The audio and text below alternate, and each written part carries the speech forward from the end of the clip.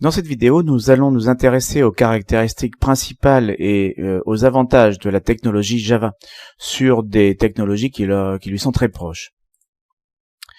Donc tout d'abord, nous allons rappeler la syntaxe du langage Java, une syntaxe qui est très simple. La syntaxe Java est très simple et très peu de mots-clés finalement, avec très peu de cas où les mots-clés ont plusieurs significations en fonction du contexte.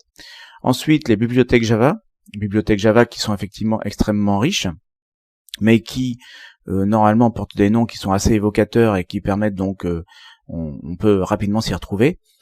Ensuite, nous allons parler de la machine virtuelle Java, cet outil qui à la base interprète le code que vous avez compilé, mais qui est équipé de quelques mécanismes qui font que l'interprétation est extrêmement rapide. Et enfin, donc, la gestion de la ressource mémoire, donc un point extrêmement critique en Java, puisque nous allons faire appel à la notion de garbage collector, de ramasse-miettes, qui va venir gérer la mémoire à la place du développeur. Et enfin, donc, nous parlerons des technologies Java en général. Alors, tout d'abord, pour ce qui est de la syntaxe du langage Java, il faut savoir que Java est à l'origine du C++. On recherchait à l'origine, à partir du C++, à trouver un langage qui aurait été plus sûr, qui était plus simple à manipuler, qui ne pouvait pas donc amener le développeur à écrire du code illisible. Donc on est devant une syntaxe simple et productive, il n'y a pas de piège et l'objectif du développeur Java est d'obtenir une lisibilité maximale de son code. Lisibilité du code, lisibilité du design. Pas de possibilité donc de faire des raccourcis qui font tenir un programme sur une seule ligne comme on connaît donc en C++ ou en C. L'objectif n'est absolument pas on ne peut pas briller à faire du code illisible en Java. Donc une syntaxe qui est très simple à apprendre. Évidemment, la difficulté du langage Java ne repose pas sur sa syntaxe, il n'y a pas de piège en Java dans la syntaxe, mais la difficulté du langage pourra reposer sur deux choses: la complexité de l'API, la complexité des bibliothèques, et puis bien sûr le fait que le langage Java est un langage orienté objet. Les bibliothèques Java sont très très larges. Alors la philosophie de la bibliothèque Java, c'est d'avoir quelque chose pour toute application Java, quel que soit son cadre. Donc forcément, vous vous retrouvez dans la bibliothèque à avoir des aspects graphiques, des aspects de présentation, mais aussi des aspects d'accès à la base de données, gestion des threads, gestion des tâches, etc., etc. Typiquement, les bibliothèques en Java vont nous éviter le besoin de réinventer un existant très très bien écrit.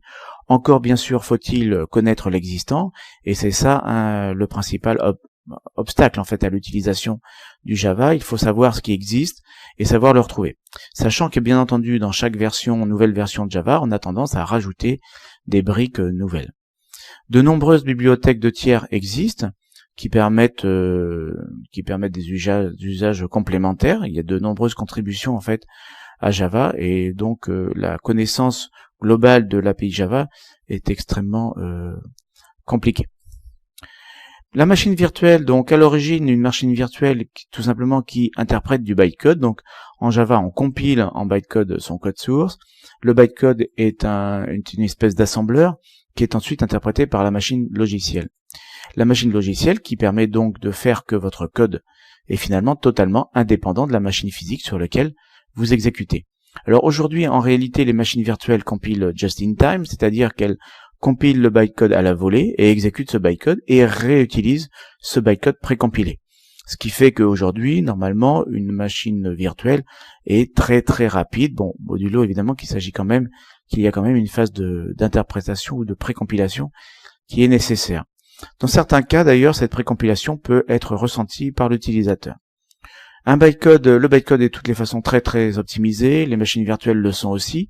Suivant les constructeurs, suivant la machine virtuelle que vous utilisez, vous pouvez avoir quelques différences de comportement, sachant que les machines virtuelles sont, par rapport à Java, spécifiées, mais leur implémentation, évidemment, n'est pas imposée par la spécification.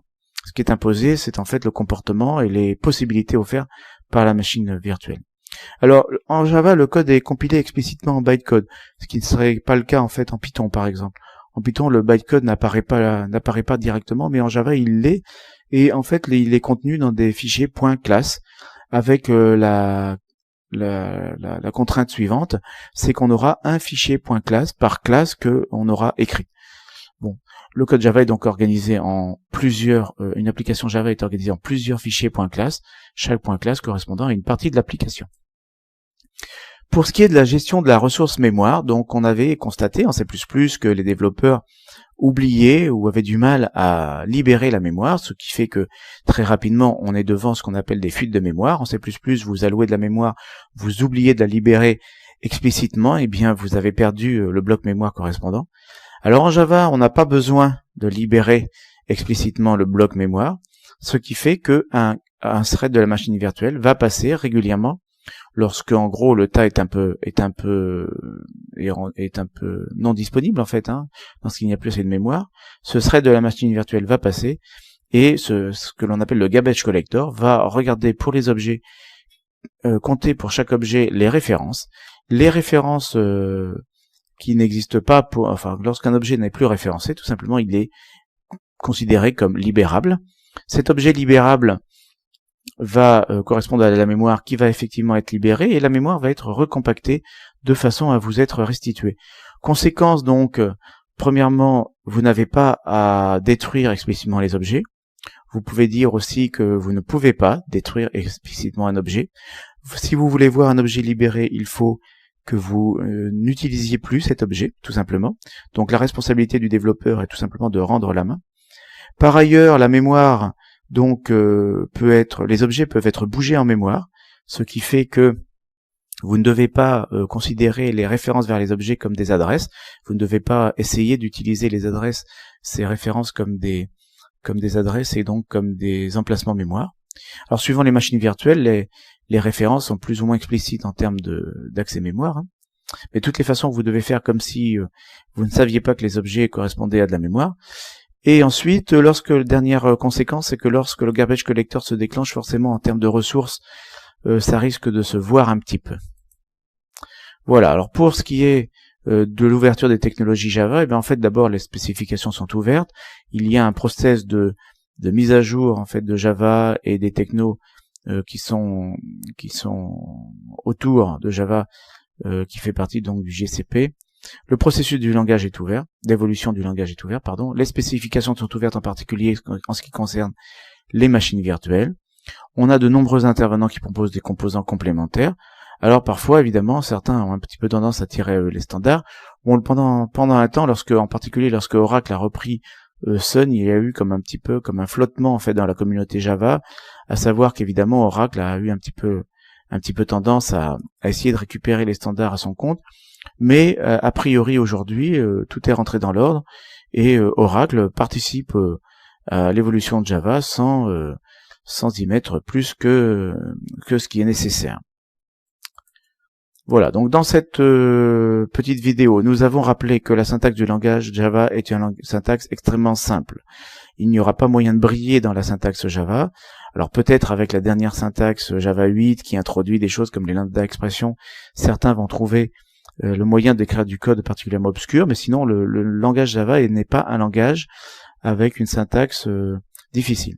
Les bibliothèques Java sont très riches, donc la difficulté du langage Java pourrait résider dans la connaissance de ces bibliothèques, effectivement.